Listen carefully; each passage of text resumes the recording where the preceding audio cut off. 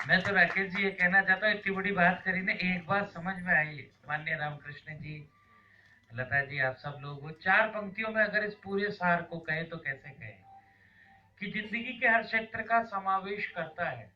राकेश जी सुनना, आप सबके लिए करते हो, हम आपके लिए करते हैं कि जिंदगी के हर क्षेत्र का राजनीति समावेश करता है, निवेदन करता है, वो नई आदेश करता है, और जहां से आम आदमी सोचना बंद करते हैं, वहां से सोचना शुरू राकेश करता है, वहां से सोचना शुरू राकेश करता है।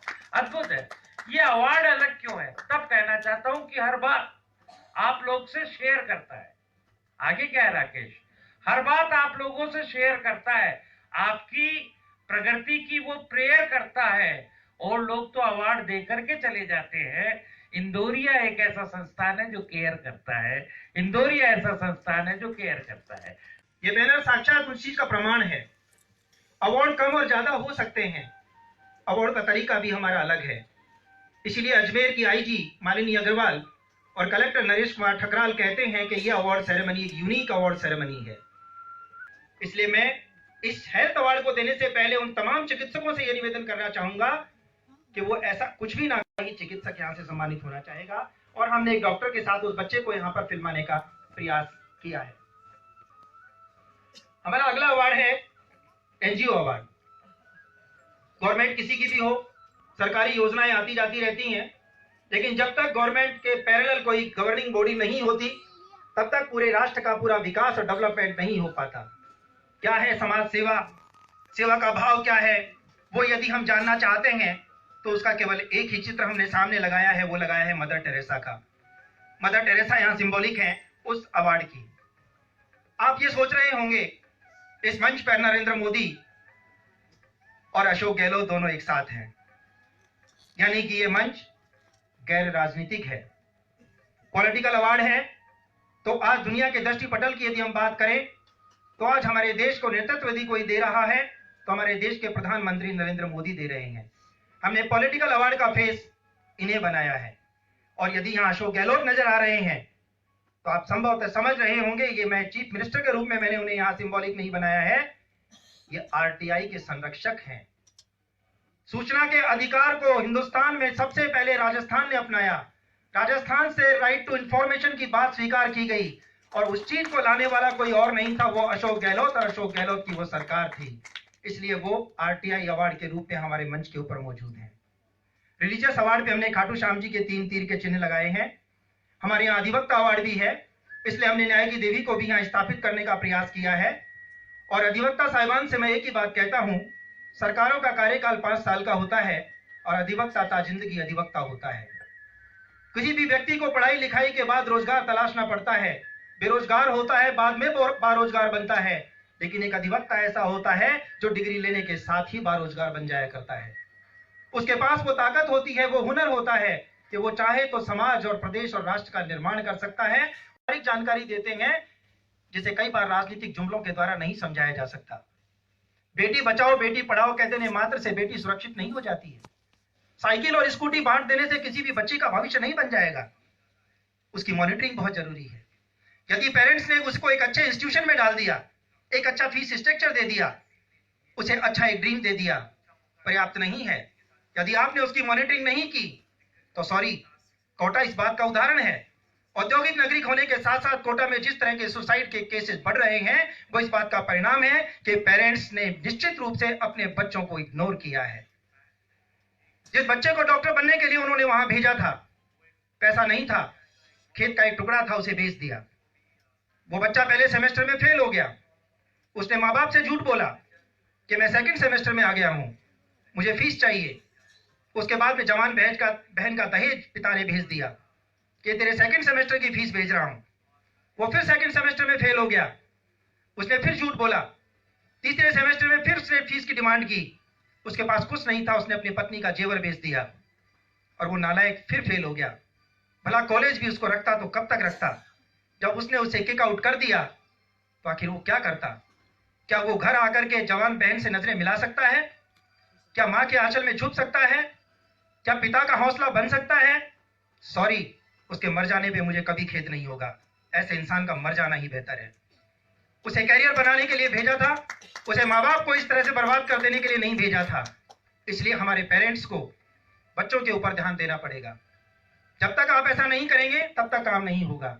और लास्ट में एक ही प्रॉब्लम मैं बता, सॉल्यूशन मेरा है, जब भी हिंदुस्तान की हर एक बहन भाई दूज और रक्षाबंधन के दिन भाई की कलाई पे राखी बांधते हुए, मस्तक पर तिलक लगाते हुए अपने भाई से ये बात का कमिटमेंट लेगी कि भाई जब भी तेरे सामने दुनिया की कोई भी बहन या मातृशक्ति आएगी, तेरी नजर में उनके प्रति वही रिस्पेक्ट होगी जो मेरे प्रति है, उस दिन हिंदुस्तान से क्राइम रुक जाएगा।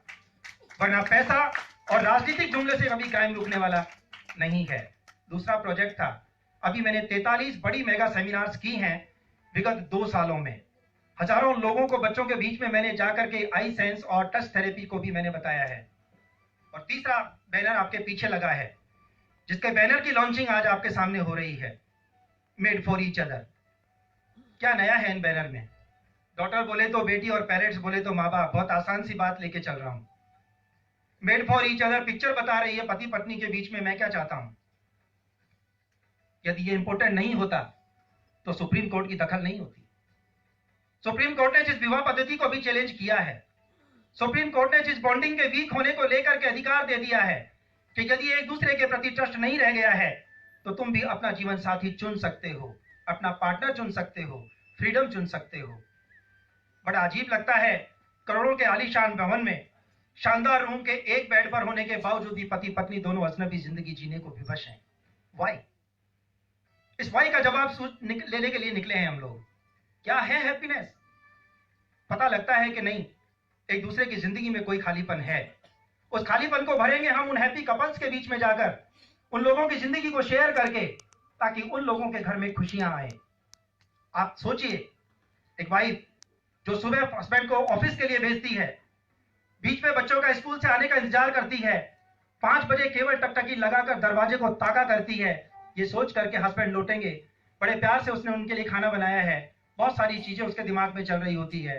5 की बजाय 6 बजे हस्बैंड आते हैं, साथ में 2 दोस्तों को ले आते हैं, डाइनिंग टेबल के ऊपर अपना लैपटॉप खोल के बैठ जाते हैं, चाय और कॉफी का ऑर्डर कर देते हैं, एक के बाद एक चाय और कॉफी के दौर चलते हैं।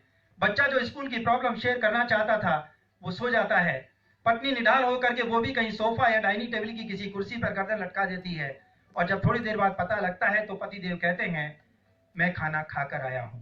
आप लोगों ने खाना खा लिया क्या? ऐसा होता है या नहीं?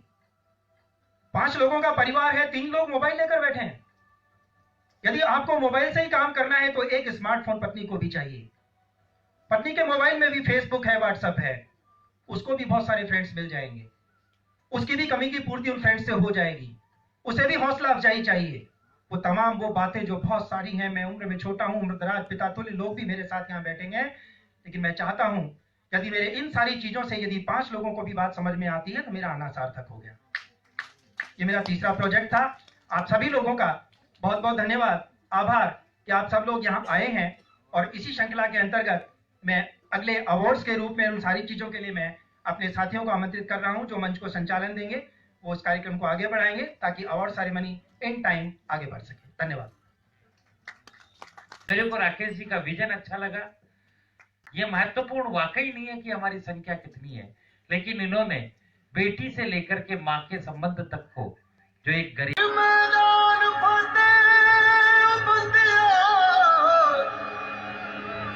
हर मैदान फतेह,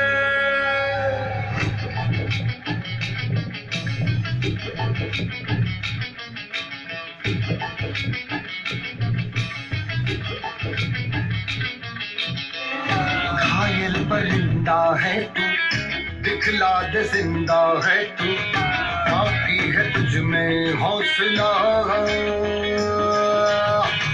तेरे जुनून के आगे अंबर पनाहे मांगे, कर डाल तू जो फैसला।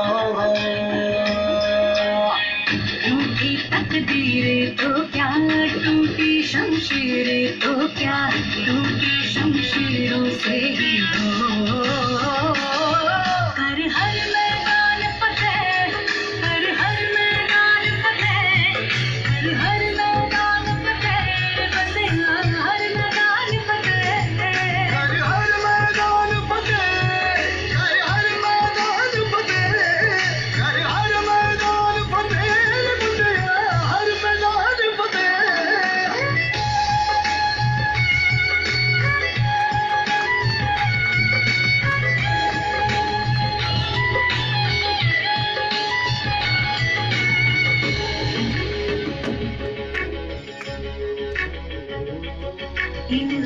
ख्वाहिशों की बादलों पे चढ़ के वक्त का गिरेबा पकड़ के पूछना है जीत का पता, जीत का पता।